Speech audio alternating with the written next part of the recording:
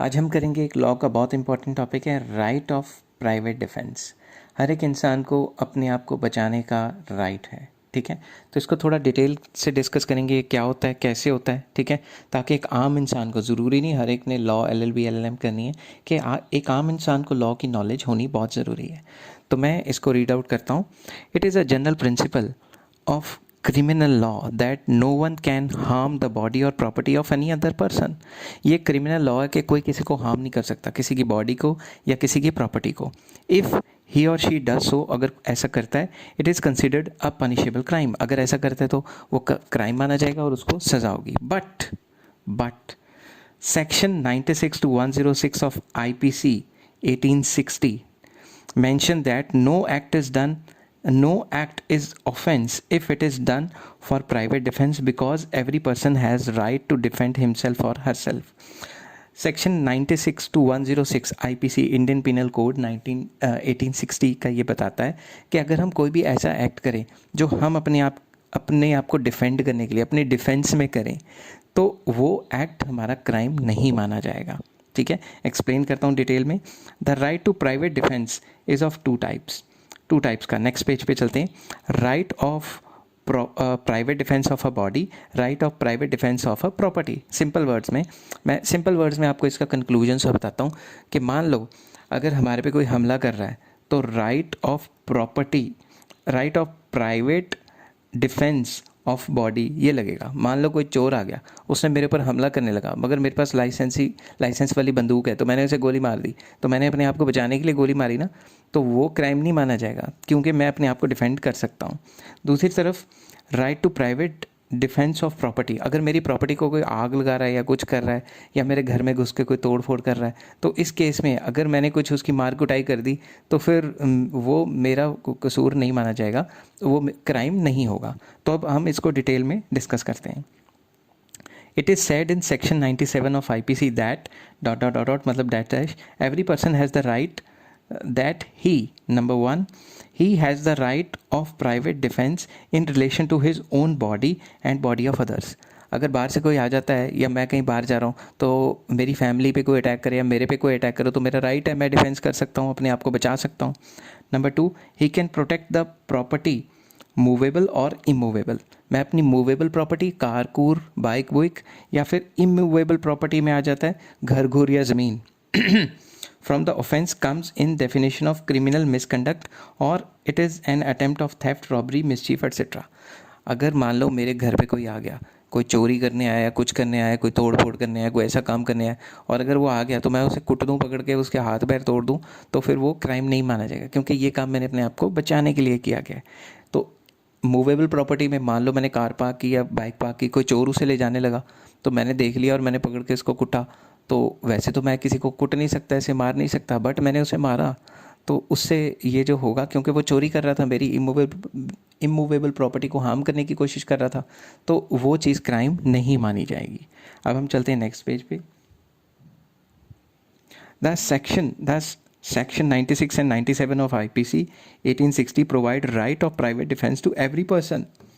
According to section 102 of IPC, right of the private defense starts at the moment when the reasonable possibility of danger of the body by attempt of warning creates whether the offense is done or not।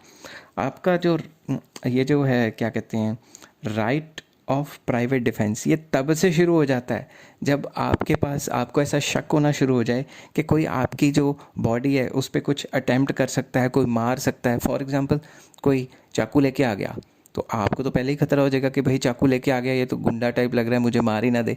तो आपका right वहीं से शुरू हो जाता है। अगला मारे नहीं मारे, अगर आप पे अटैक भी करने लगा है और आप रोकते और उससे कुछ लग जाता है, तो आपका कसूर नहीं माना जाएगा। समझ की बात? तो ये तभी से शुरू हो जाता है जब आपको मतलब आशंका या फिर आपको यकीन होने लग जाता है कि ये आपकी बॉडी पे कोई हार्म कर सकता है। बट इसकी कुछ लिमिटेशंस हैं। ये नहीं कि आप बिना देखे किसी को ऐसी मार के कुट दो और ऐसे परेशान करो किसी को। हर एक चीज़ की कुछ लिमिटेशंस होती है। If any public officer police या कोई सरकारी मुलाजिम does any work which is not justifiable but it is in the good faith and does not cause danger of death और severe wound. For example public officer, कोई police घुस गई आपके घर में, ठीक है, पुलिस को लगा ये चोर का घर है, ठीक है, तो घुस गई, मगर वो चोर का घर तो नहीं था, मगर उसने गुड फेथ में, उसको लगा चोर का घर है, वो घुस गई, तो आप उसको थोड़ी ना गोली मारोगे या फिर उसको थोड़ी ना मारोगे, उसको नहीं मार सकते क्योंकि वो पब्लिक ऑफिसर है। उसको तो गुड फेथ में उसे लगा कि चोर यहाँ घुसा है तो वो घुस गया उसके पीछे और आपने उसको भी ठोक दिया, तो ये बात सही नहीं होगी। When the danger related to body or property can be removed by the help of public officer and he have the sufficient time in getting the help. For example, आपके घर चोर घुसा है, आपने उसको बाथरूम में बंद कर दिया या किसी कमरे में बंद कर दिया और आपके पास सफिशेंट टाइम है कि आप उसको क्या कहते हैं, आप पुलिस को बुला सकते हो, ठीक है, सफिशेंट टाइम है, पुलिस आ सकती है, तो उस केस में आपका उसको मारना या हमेशा जान से मारना वो सही नहीं रहेगा क्योंकि आपके पास ऑप्शन था, आप पुलिस बुला सकते थे, ठीक है ना। तो अगर आपके पास सफिशेंट टाइम है फिर आप मार कुटाई या इस काम में मत पड़ो। Third, the right of private defence can be used within the limits. आप within the limits use कर सकते हो। ये नहीं कि रास्ते पे चल रहे थे तो एक इंसान डंडा लेके चल रहा था, आपको लगा ये डंडा मुझे मारेगा, आपने उसकी पिटाई करनी शुरू कर दी। ऐसे नहीं होता, आपने लिमिट्स में यूज़ करना है उसको, ठीक है ना। ये नहीं कि हर एक के खिलाफ आप प्राइवेट डिफेंस का मतलब वो लगा के तो हर एक को मारते फिरो, ऐसा नहीं होना चाहिए। अब most important thing, expansion till resulting death, कि अगर आप उसकी मार कुटाई कर रहे हो और उसकी डेथ हो गई तो ये किन किन केसेस में होना चाहिए, अदरवाइज़ आपको क्रिमिनल क्राइम माना जाएगा और आपके ऊपर सज़ा भी हो सकती है। कौन कौन से cases? Section 100 of IPC provide some critical condition in which for the private defence death is caused to any person. ये सिचुएशंस होंगी तभी आप उसको मार मार के मार सकते हो, वरना नहीं। मैं तो कहूँगा ना ही मारो। खैर, पहला, when such attack is done which creates the possibility of death. अगर आपको कोई मारनी आ जाए, जैसे होता है पिक्चरों में आप देखते हो ना, एक गोली मारने लगा था, उसने अपने बचाव में उसको गोली मार दी, उल्टा उसको मार दी, ठीक है ना। तो अगर आपको लग रहा है कि ये मुझे मार ही देगा, तो अगर आपसे गलती से गोली चल जाती है, अपने बचाव में चल जाती है, तो वो क्राइम नहीं माना जाएगा। Number 2, when such attack is done which creates possibility of extreme hurt या extreme wound, कुछ ज़्यादा ही बड़ा ज़ख्म, कुल्हाड़ी से मारने लगा आपको, कुल्हाड़ी से आपको हाथ पे मारने लगा, हाथ कट जाएगा, मरोगे तो नहीं मगर हाथ तो कट जाएगा, तो आप अपने डिफेंस में कर सकते हो उसको। कई लोग तलवार से मारने लगते हैं, कई वो जो डकैत वगैरह आते हैं, ठीक है।